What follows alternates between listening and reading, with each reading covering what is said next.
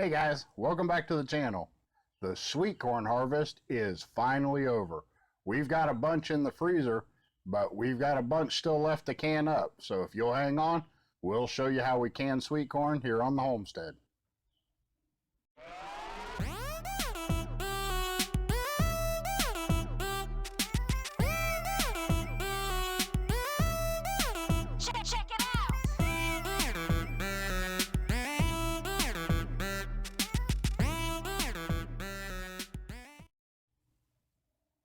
Alright guys, we got over 400 ears of corn down in the freezer. That'll last us through the first 6 months of the year. And we don't like to keep corn in the freezer much longer than that. We like to eat it fresh. So we're going to need some corn for the rest of the season. And we're going to use that second picking corn you guys saw. Now we took 467 ears off in the first picking. We took a couple hundred ears off in the second picking. And it's that second picking we're going to can up today. So let's get into that footage, and keep in mind that we've not made many canning videos live, so if you would, just be real patient with us, and we'll show you how we do it. Alright guys, as you can see, the corn canning process has begun. These are the little ears that we thought might have had some trouble with bugs, but it turned out they was okay. But Tina's getting them cleaned up. We got a whole other basket to do. But got that sink full there so far, or that sink full there is waiting to be done. And let's over here, got a whole tray full of corn going on over here. But this corn doesn't need to be blanched because we're canning it, so all it needs is cleaned up well, and we'll get it on trays, and then we'll get the rest of this corn cleaned up, and then we'll start with the chopping down process to get going on the canning. Alright guys, the corn is all cleaned up and ready to start cutting down for canning. I'm going to give you an idea how much we're dealing with here. It's a total couple hundred ears or so. I think some of the viewers added it up in the last video, but the half ears that we counted as halves are actually, they were just whole ears. They're just a little smaller, but we got a pretty good crop here. We've already got over 400 in the freezer, over 450. So this here will be cut down. We don't have much room in the freezer. We got other things to freeze yet this year. So we're going to go ahead and get these cut down. We'll can them up, and we'll show you how to do that. We'll be back in a minute. All right, guys. Welcome to my corn chopping station. Tina's got me all set up here at the table, and been whacking on some corn. Scan down here, got me some cobs laying off in this bucket, but we got a bunch to go yet. I'll take you out here in the kitchen. I'm in the dining room. I'll take you out here in the kitchen and show you how a professional does it. This is Tina, the corn whacking, got her prep table set up in the middle of the kitchen, chopping away, but we should have plenty of corn. I'll bring you back when we're done cutting and we actually get to some of the canning, but we got plenty of more corn to go, but we've been cutting and cutting and cutting. So anyway, just wanted to show you we're getting it cut down.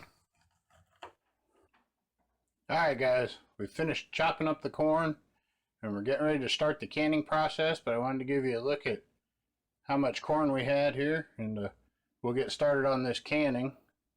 But oh wait, actually you can sweet corn in a pressure canner. And this is a water bath canner. Let's see. Oh, yeah, that's right, folks. There is a lot of corn there to be canned. But we'll get it started, and we'll bring you back when we get to that. But thanks for following along this far. We'll be right back to you. All right, guys. For this canning, we're going to go with cold pack canning. We're not going to heat the corn before we put it in there. And for cold pack canning, you want to leave about 1 inch of head space and leave your corn kind of loose. But then we're going to go with, sorry, I got some corn on the table there. But we're going to go with half a teaspoon of canning salt in each jar. And then we'll pass them over to Tina for processing over there to get them ready to go in the canner. But that's what they look like packed. And we're getting ready to put the salt on them, and then they'll go on to the next process. Alright guys, we're getting this canning party started here, but we'll go ahead and let Tina just run through her processes. The corn's packed in there. It's she's leaving about an inch of headspace.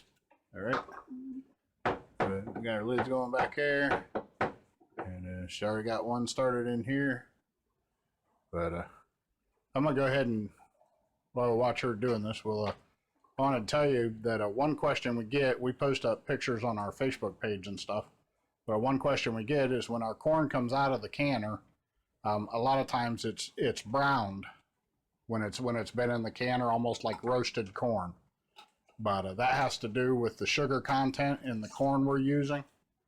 But in the pressure canner, you'll see when it comes out of the canner that it'll have changed colors, and I don't want you to be surprised by that. We're getting ready to do this first load, but when you see the corn, don't be surprised it changed colors. It just has to do with the sugar content of the corn, and it tastes just fine. But we'll come back and once this canner gets rolling, and we'll talk a little bit more. Okay, guys, we got this canner loaded up. We got both levels loaded in there. But if there's any new canners in the group or people who haven't canned with a pressure canner before, it's a little secret for you. You can pause the video and take a look at this jar configuration. But right next to this handle here on the lid, when we put our lid on, this is where your pressure relief valve is going to be in the lid. And if you don't want any of your jars interfering with your pressure relief valve, just use this handle as a guide. It'll be right inside the handle there. But you can pack your 9 jars in that way and leave a gap right below your pressure relief valve. Okay, guys, we've got the lid locked down on this thing. There's that pressure relief valve I was telling you about. But we got the burner back here cranked up on high, and we're going to wait for it to start steaming, and we're going to let it go ahead and vent. You guys probably know this about canning, but I'm going to say it anyway. But we'll go ahead and let it vent. And we use 15 pounds of pressure here. We're above 1,000 feet here in the foothills of the Smokies. So we'll let it vent, then we'll drop the weight on it, and we'll come back and talk to you a little bit more about that stuff when we get closer. Okay, guys, we've let the canner vent for about 10 minutes, and we've still got the temperature back there up on high, but we'll wait for that pressure relief valve to pop up, and then the weight there to start dancing. That's a 15-pound weight. Like I said, we're above 1,000 feet here in the foothills. So we'll wait for that thing to start dancing. Then we'll back the temperature down. Now, if yours is like ours, we have, I think it goes to 9. Ours, we're going to back it down to just above 6. So it tends to, you want to back it down so that that weight just keeps dancing, but not blowing off steam all the time. So, but anyway, for pints that we're doing with the whole kernel corn, it's 55 minutes. Then we'll shut the burner off and we'll let it cool all the way down, and then we'll take them out. But when we get closer to that, I'll bring you back. All right, guys, the 55 minutes has elapsed. We've allowed the canner to cool all the way down, and the corn is done. We're going to go ahead and grab one of these out of here, and let's see, we'll take it over here by Tina.